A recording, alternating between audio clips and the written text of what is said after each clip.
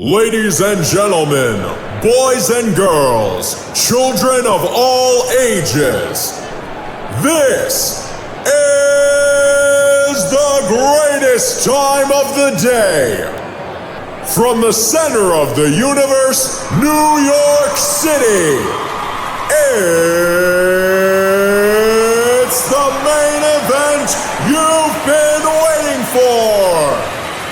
It's time to go in the cage with CYCLONE.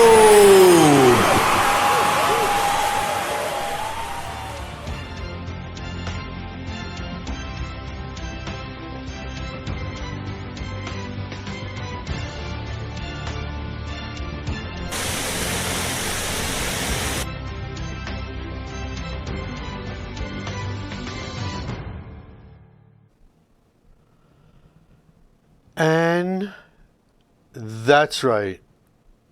Sweepy Pernell Whitaker, late last night, passing away at the young age of 55.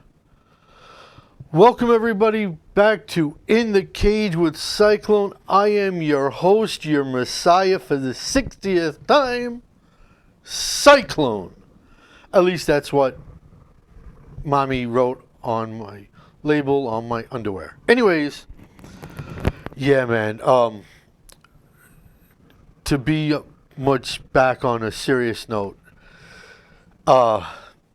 Sweepy in Virginia got struck down by a car, and he succumbed to those injuries. Hey, Brandon May, and hey, Susan. Hey. How the doggies, Susan? Anyways, Sweepy, if you remember, and if you don't know, I will inform you all.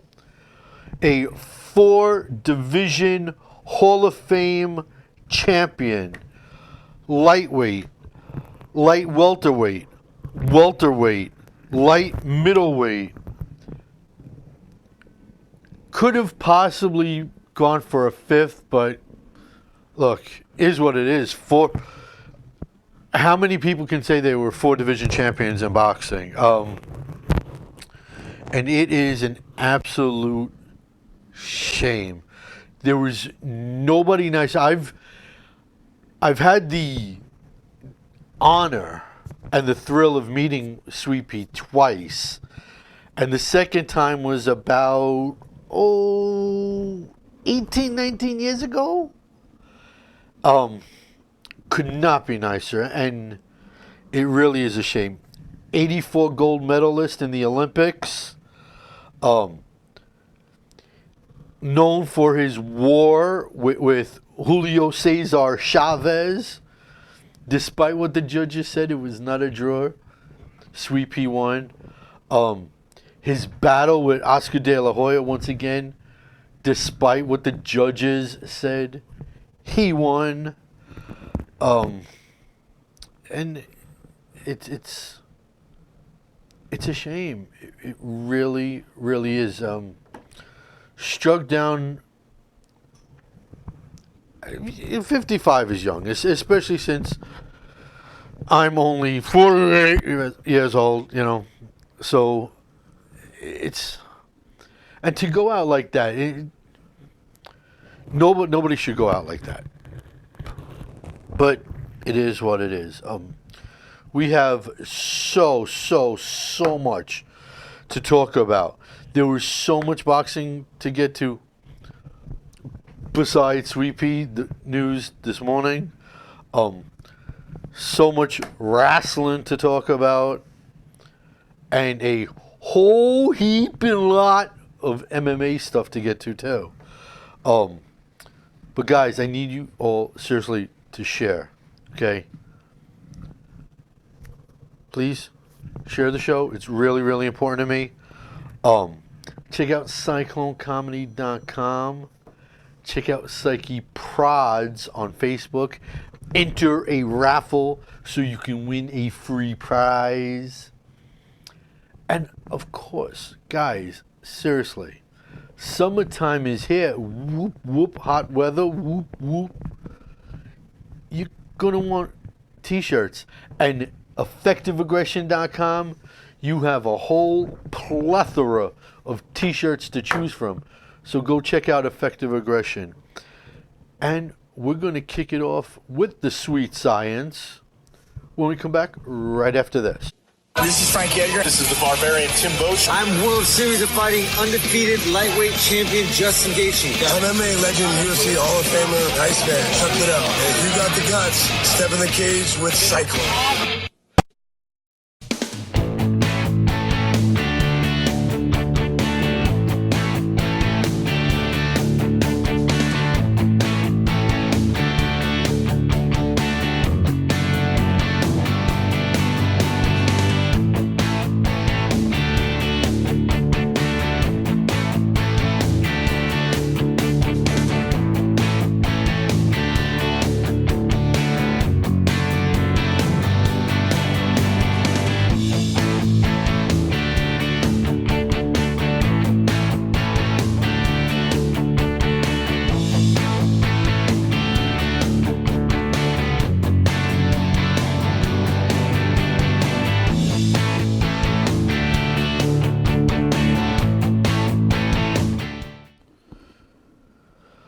Alrighty, so, like I said, let's start with some sweet science.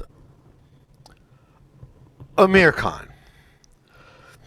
I'm not going to relive the disgrace, the debacle of the Amir Khan Terence Crawford fight. It's in the past. To quote Max Holloway, it is what it is. Amir Khan fighting an unsanctioned fight this past weekend against the recently unretired Billy Dib. Should not have happened. This was arguably top 10 most embarrassing fights I have ever seen in my freaking life. Billy Dib, no business to be in a ring with Amir Khan. And as far as I'm concerned, after what Amir Khan did with Terence Crawford, Amir Khan doesn't belong in a ring anymore. But Amir was the better of the two evils in this fight, for a lack of a better word. Landed a bunch of left hooks to the body, dropped him a couple of times. And in the fourth round, give credit where credit is due, Billy Dib's corner saw enough. Unlike Rocky Balboa, doing the damn towel. So Amir Khan picks up a win, if you could. Look, these guys risk their lives getting into the ring, into the cage. I'll give them props because they do something I don't have the cajones to do.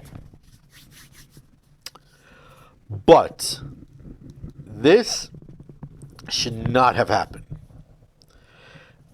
And Amir walks away with a win. He also walks away with the WBC Intercontinental Welterweight Championship belt, which means as much as a pitcher of warm spit in the ocean. The thing about boxing is there are just too many goddamn titles. It's watered it down. It's made it meaningless. And this is a meaningless belt. And then, of all things, Amir Khan has the cajones, the cajones of stone, the rocks of stone, to call out Manny Pacquiao. Are you kidding me? Are you freaking kidding me? Amir Khan, trust me, write this down, doesn't want a single part of Manny Pacquiao. Not a single part of Manny Pacquiao now. Not a single part of Manny Pacquiao if Manny P was 80 years old, 90 years old, 190 years old. Amir Khan would get lit up like a Christmas tree. And I don't want to see him turn into Apollo Creed. Quite frankly. So that's the ridiculous side of boxing. Now, for something good that happened in boxing this weekend, Newark, New Jersey, just one state over that direction, I think. Let me put like that direction, like north. Oh no, southwest from here. Newark, New Jersey's own Shakur Stevenson, improving to 12-0, taking on his. Okay, had an opponent backs out. Has a backup opponent. Second opponent backs out, days away. Third opponent slides in, just like I said, days away. So he basically had to spar and train and work for 3 different opponents over the course of 2 weeks, which is insane. And it's a compliment. It is a statement of how good and how rocketing of a talent Shakur Stevenson is. You guys have to check him out if you don't know about him. He is lightning fast to the body. He doesn't have pure knockout power, but he peppers you to the face really, really well. Like I said, he's now 12-0, 7 knockouts. He took out Alberto Guerra. So what's next for young Shakur? Shakur needs, unlike Amir Khan, a title shot. And it looks like he should be the mandatory opponent for WBO featherweight champion Oscar Valdez. And look, here's the deal. There's going to be a title belt coming to Dirty Jersey, to Newark. It's going to happen. In the world of wrestling, as we slide over a sport, look, here's the deal. I understand looking over at the competition. I get it. I really, really do. But there should be something for staying in your lane. I have no problem with AEW. I really don't. AEW is kind of like a light version of Bellator for you MMA fans. AEW is an upstart organization. It's the new kid on the block. It's the shiny new toy. There is no reason for Cody Rhodes to keep on poking the WWE bear. There's no reason for it. Okay, AEW is never in a million billion years going to compete with the WWE. That's just the way it is. The WWE, like it or not, is the gold standard. Much like the UFC. It's a gold standard. It's the top dog. They're going to get knocked off that throne anytime soon? Probably not.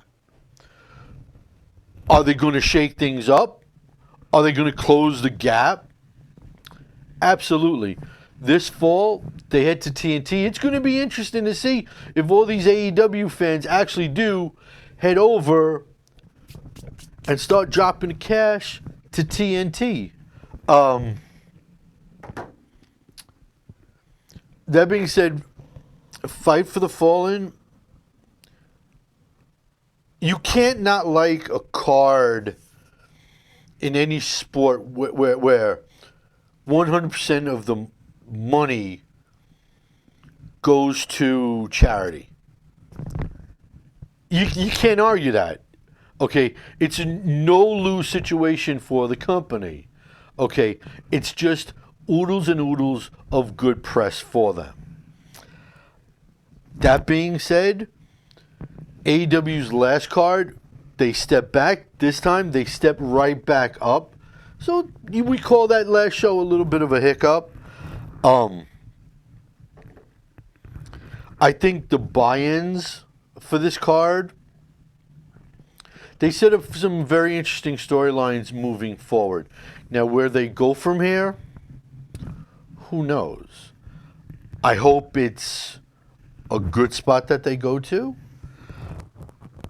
I think that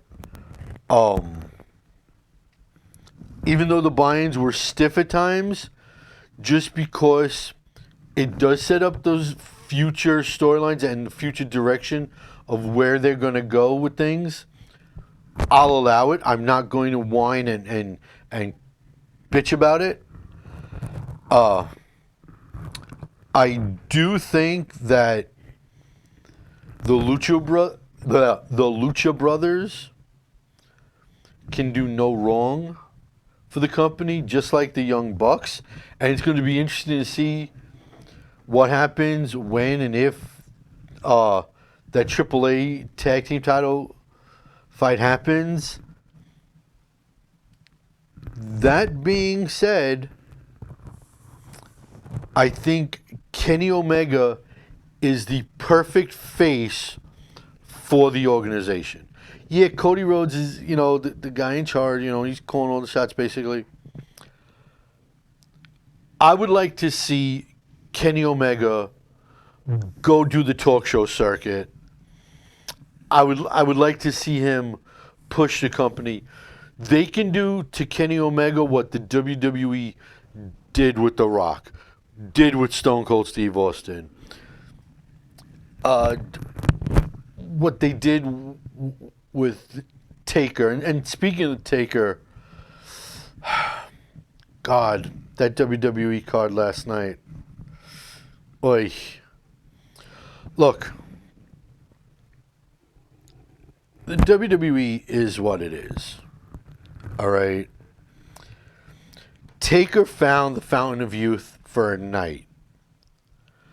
I've said it before, and I'm going to say it again, and I'll say it till I'm blue in the face. I am sick and tired of them rolling Taker out. Let Mark retire. Let him go out. Let him live the rest of his life in peace. They don't need to roll these old guys out. And for the life of me, God almighty, I can't stand watching Shane McMahon wrestle.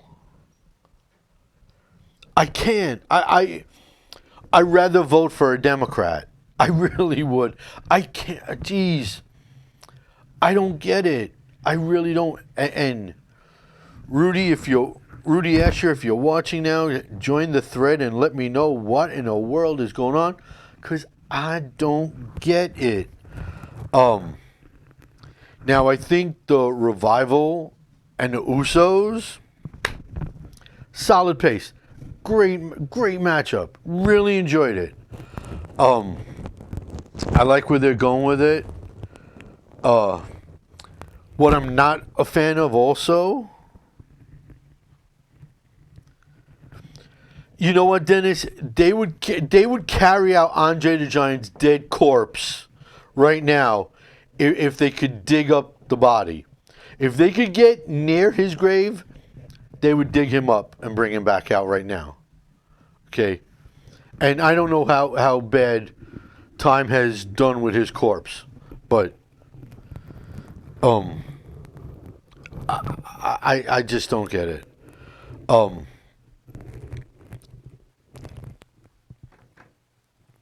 But it's like I was saying, something else I just don't get. and I've never been a fan of. I don't like it in the indies. I don't like it in the big time. I don't like crowd spots. I don't like wrestlers going into the crowd and doing stuff there. In the ring, outside the ring, inside the barricades, fine, all well and good. Going into the crowd like Braun Strowman and Bobby Lashley up to the souvenir stand and doing all that stuff. Look, yes, you know what? I agree with you, Frankie, and you're a perfect example of spot doing, hard spots, Frankie, But yes, Lacey's ass is beautiful. Not as beautiful as my girl Becky's, though. Although I don't get Becky and Seth Rollins. I don't think they work good together. It might just be me, but I really don't see them work. It leaves some. I can't get invested when Becky's with Seth. I can't freaking get it. But I really, really, really hate crowd spots. Okay? And Frankie, you know exactly what I'm talking about. It bothers me. Spots don't belong in the freaking crowd. They really don't. Okay? And look, same thing with you, SWF. Same. Yeah, I agree with you, Frankie. I don't care if it's with Joe in Staten Island. I don't care. And Bobby Lashley and Braun Strowman, they're better than that. They don't need that in their storyline. They could beat the piss out of each other in the ring, and it would be exciting as hell. To go up into the crowd, it's unnecessary. That being said, I do think overall the card last night somewhat started to build the storylines to SummerSlam. And what is SummerSlam like? Like 3-4 weeks away? 5 weeks away? They're building it. And look, I heard so many people complaining about Brock Lesnar being brought out. If you're shocked Paul Heyman is bringing out Brock Lesnar, I got a bridge I'd like to sell you. Okay? That should not be a shock. You want to know a shock? Me being voted Sexiest Man of the Year for GQ. That would be a shock. Paul Heyman bringing out Brock Lesnar is not a shock. I'm surprised that he waited till the end of the freaking night, basically, to bring him out. I'm surprised the second the lights turned down and the card started, I was expecting Heyman to bring out Brock. I really was. And look, if he could have, I'm sure he might have brought out like Sandman and Dreamer and the rest of the ECW guys, being that they were in Philly. That would have been more enjoyable to watch if he brought some of the old ECW guys back. That would have been a nice tribute as far as I'm concerned. Look, Brandon, you're sick of Brock for two reasons. The wrestling and the MMA side. Okay? That's what you're sick, and you don't even have to say it. I know it because that's the way I'm sick of Brock. Okay? Someone that big, like Mike Tyson said, everyone has a plan until they get punched in the face. Brock doesn't like to get punched in the face. I can't blame him. I don't like getting punched in the face. But no. Quite frankly, it's sickening. Someone his size. Yeah, I know, but Frankie, they can't bring him and put a strap on him if he's only going to pull this 2 and 3 times a year. To quote MMA fans like a Brandon May and a Brian Horan and a Harry Hong and you know, and a Susan Walker and all the other MMA fans out there, defend or vacate. But look, that's boxing, that's wrestling. We gotta move this choo-choo train along. Guys, share the show, please. It really is important. And I would be eternally grateful if you click share. It would make me happy if you did that. Check out CycloneComedy.com. And also, please, check out Effective Aggression. It is a site I guarantee you will enjoy going on. I promise you, there is a shirt, there is a hat, there is a signed glove you will want to purchase. I guarantee it. And that's the truth. The whole truth and nothing but the truth. So when we come back, it's MMA for the rest of the show. We'll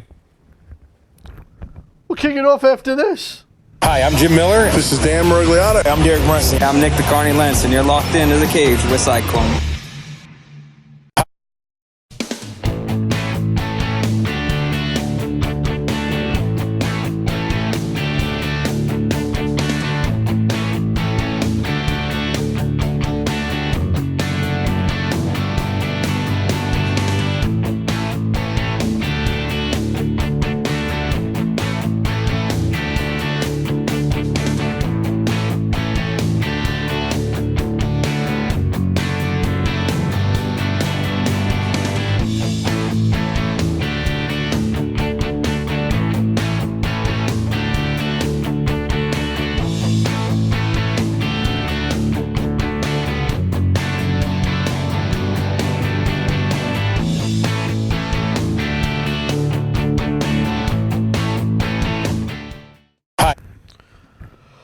Okie dokie smokies. Now, guys, so really, Brendan, you're so funny. Here we go with the comebacks that are unnecessary. Let's start with Mr. Shamrock, the most dangerous man in the universe, who, by the way, third break gave me a plug during the liner. Look, I am a huge Ken Shamrock fan, but for him to now start a bare knuckle organization makes no sense whatsoever. First of all, to run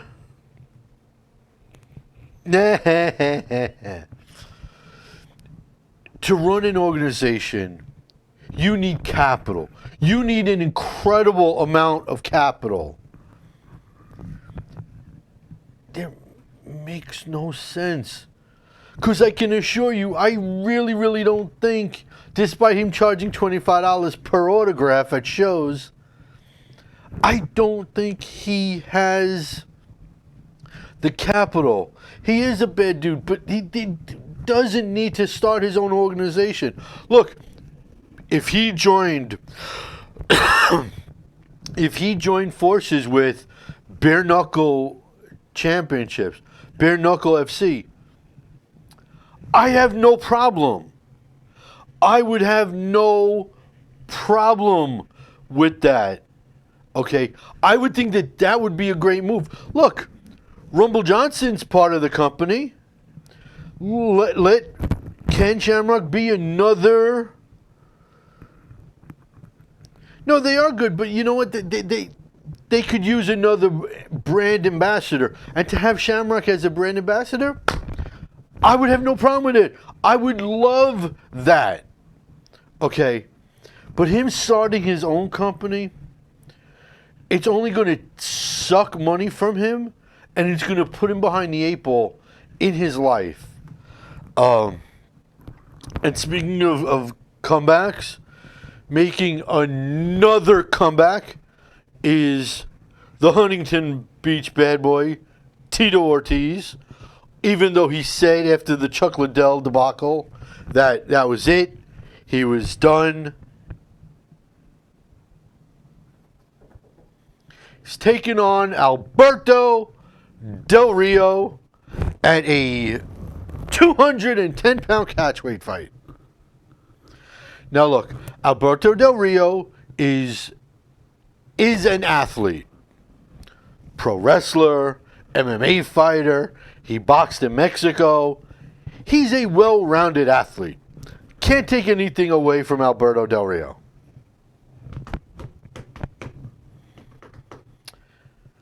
That being said, him and Tito, now supposedly Tito signed a multi-fight deal with Combate America.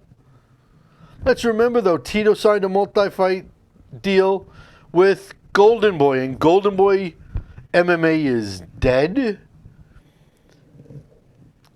Who's to say? Now look, Combate America is an MMA organization, so who's to say they don't give Tito a couple of other fights? But it's someone, once again. Here's the deal about fighters, and it's the same thing as all pro athletes. They all think they have one more left in them. It's better to leave too soon than too late. You leave too late, you could leave damaged. There's no need for it.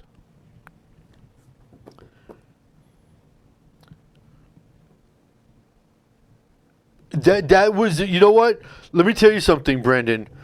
I remember when Crow Cop head kicked him, and there was the talk, was it a work? Was it legit? Was it fake? What the hell happened? And look, Crow Cop's kicks, you know, the left one puts you in the hospital, the right one puts you in the grave.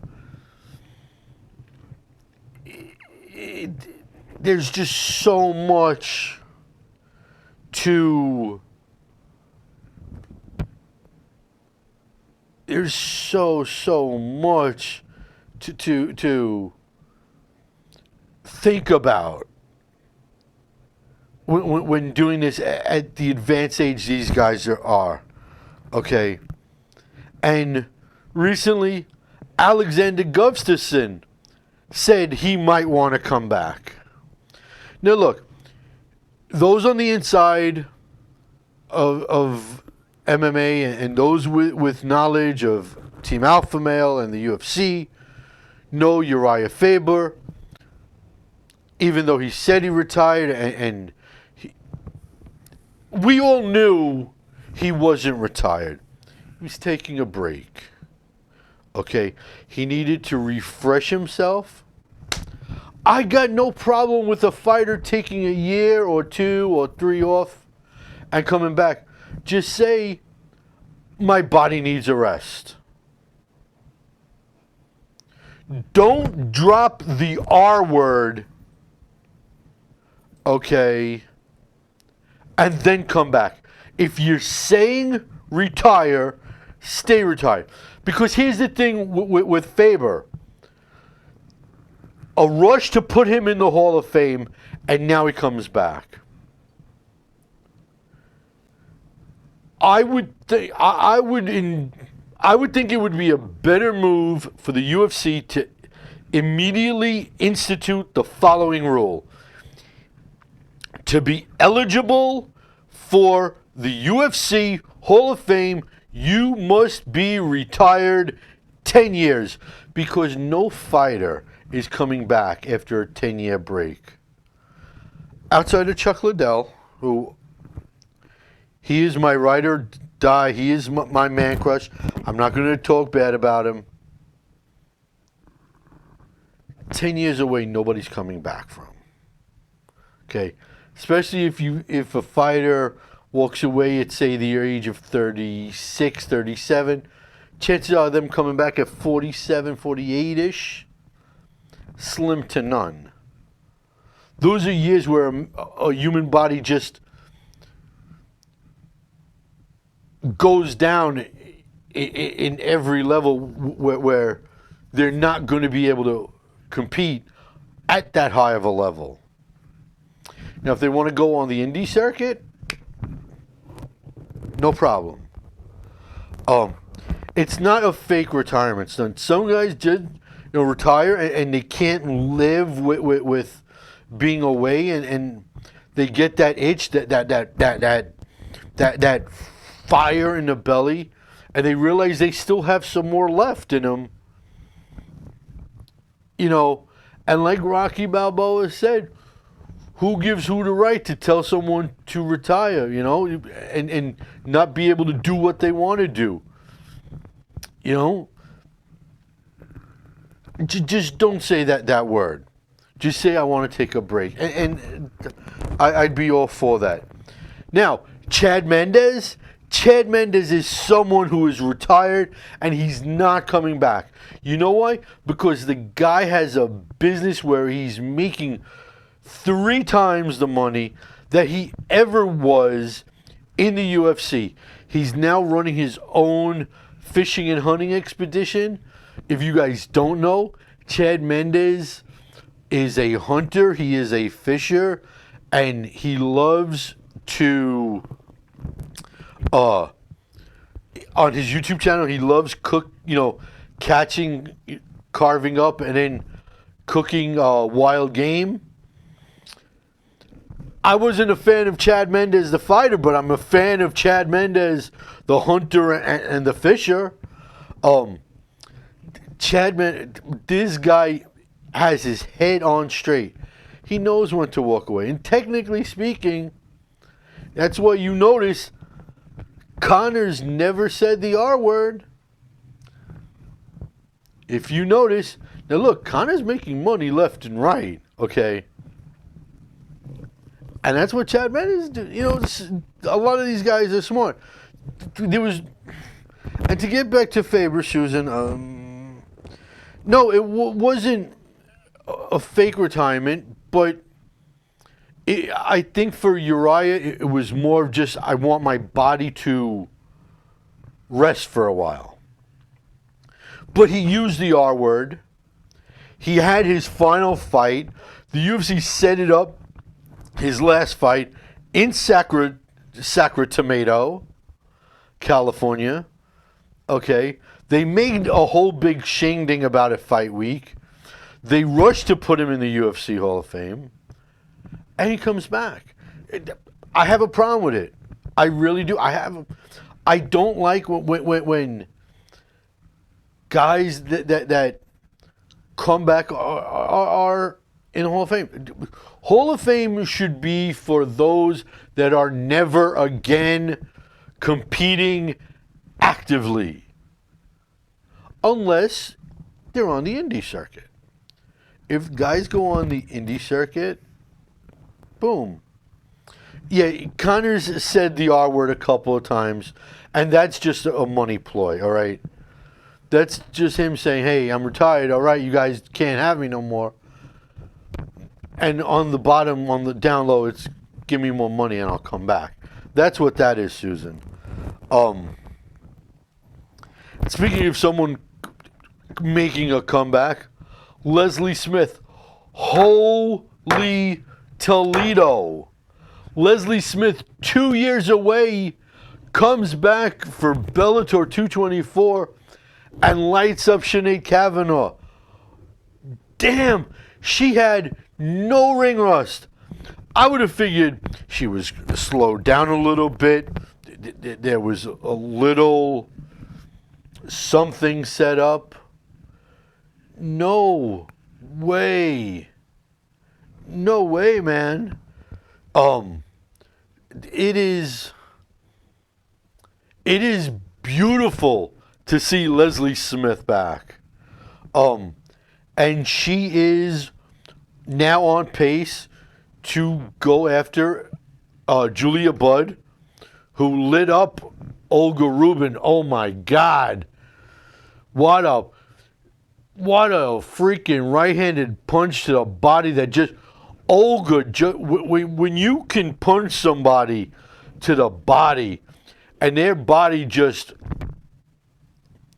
like the song says, freeze frame, you know you're dangerous.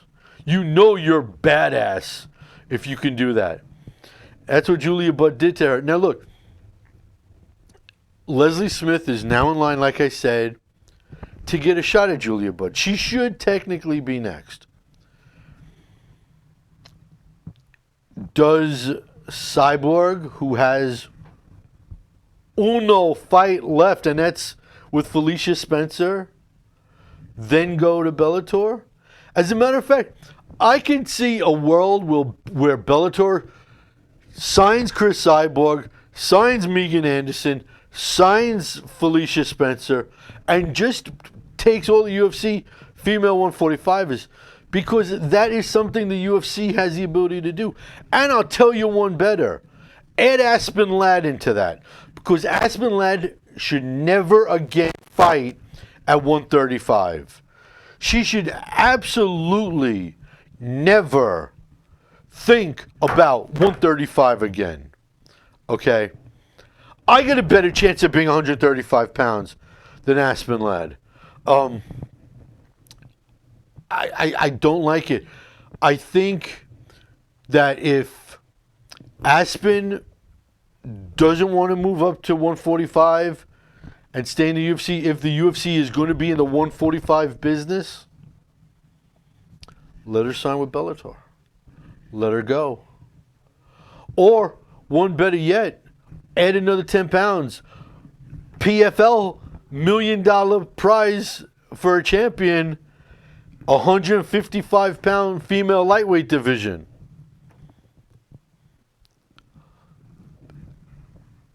The UFC, obviously, in their actions, has absolutely no interest in the female 145s. Just got to come clean. At this point in time, just come clean. Make that trade. Okay? They made the trade with ONE FC. Make a Bellator UFC blockbuster trade.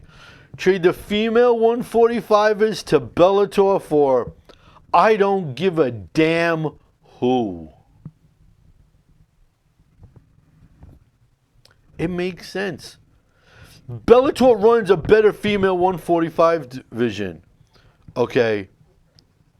They have enough where you add in a couple of more, and then you have some real fireworks there. Same thing with the PFL. Tell these girls, look, you don't kill your body anymore. You stay at 155, and you take your chances with Kayla and Sarah McMahon.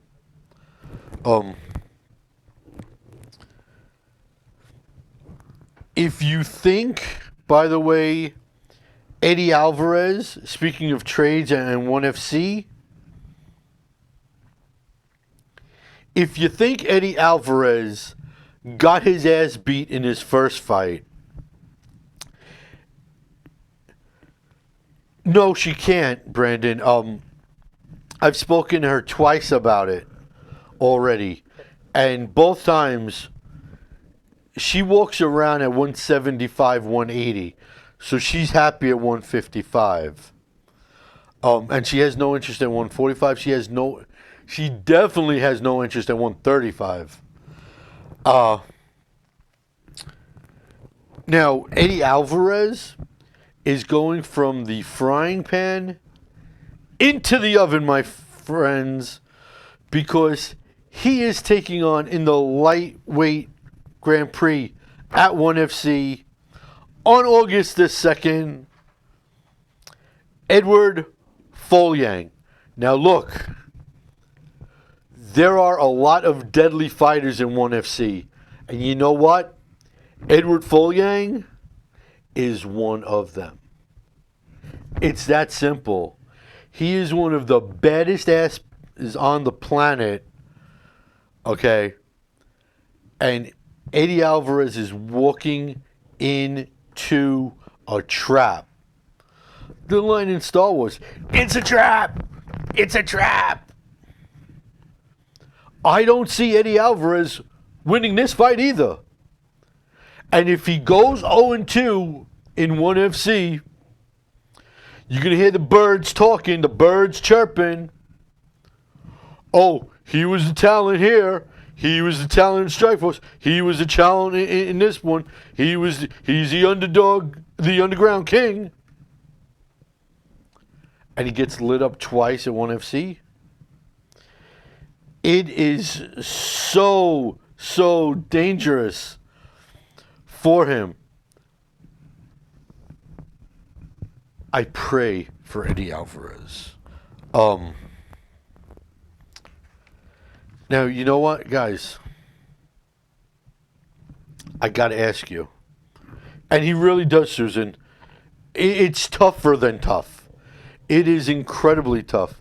A piece of breaking news that happened earlier today. I write this day on your calendar, folks. July 15th, 2019. This day is in history books because Cyclone's going to admit he was wrong. Like a broken clock is right twice a day, I was wrong. I was told that the Bellator 6-man Grand Prix for the featherweights would start in Connecticut. They're not.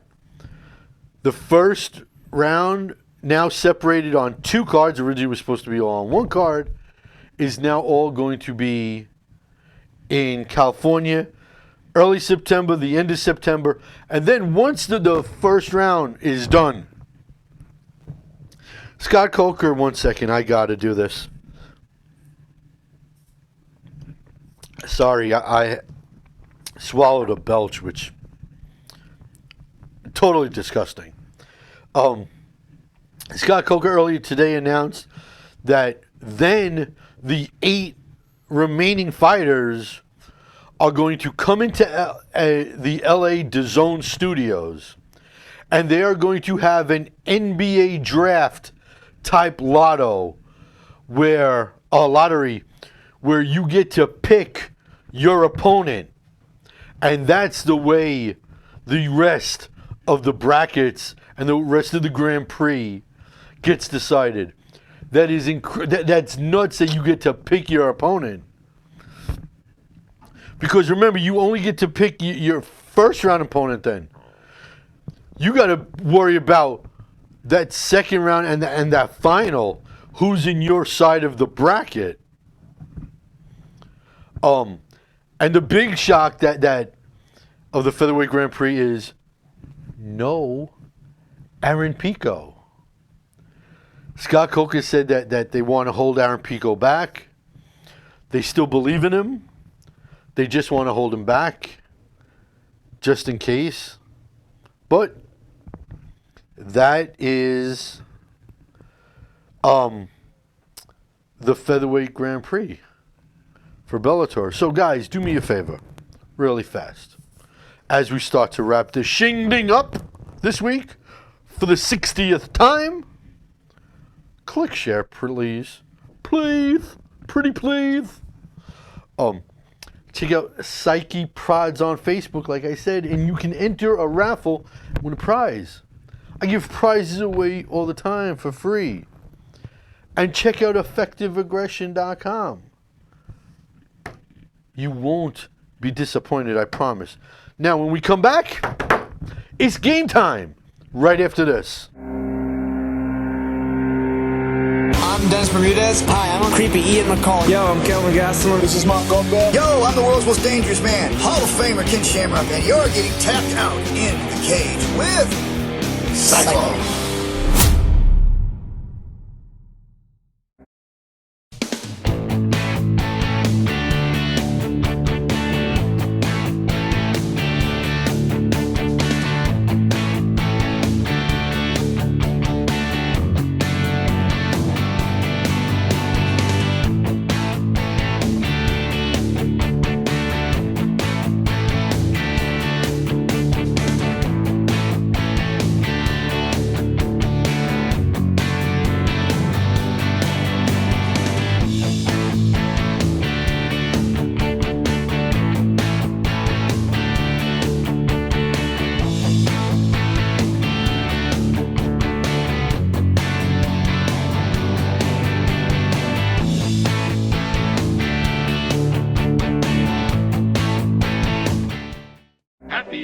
anniversary, happy anniversary, happy anniversary, happy anniversary. Okie dokie. So, on this day in MMA history, we have a couple birthdays to talk about. Matt Mitrione, Meathead, is 41 years old. Jarrell Big Baby Miller, that big-ass Brooklyn steroid user and crackhead and drug, every drug on this planet's in Baby Miller's body, is only 32. How is that possible? And today, in 2015, Fight Night 71 went down. Brandon, I am sure you remember this. Frank Mir KOing Duffy. Tony Ferguson winning by unanimous decision over the punk Josh Thompson, who is one of the best people on this planet. Josh Thompson is, if you ever get to meet Josh Thompson, I'm telling you, he's one of the funniest people on this planet. And that's what happened on this day in MMA history and world history. Anyways, it is time to give away a prize, everybody's favorite part of the show. Let's do a raffle.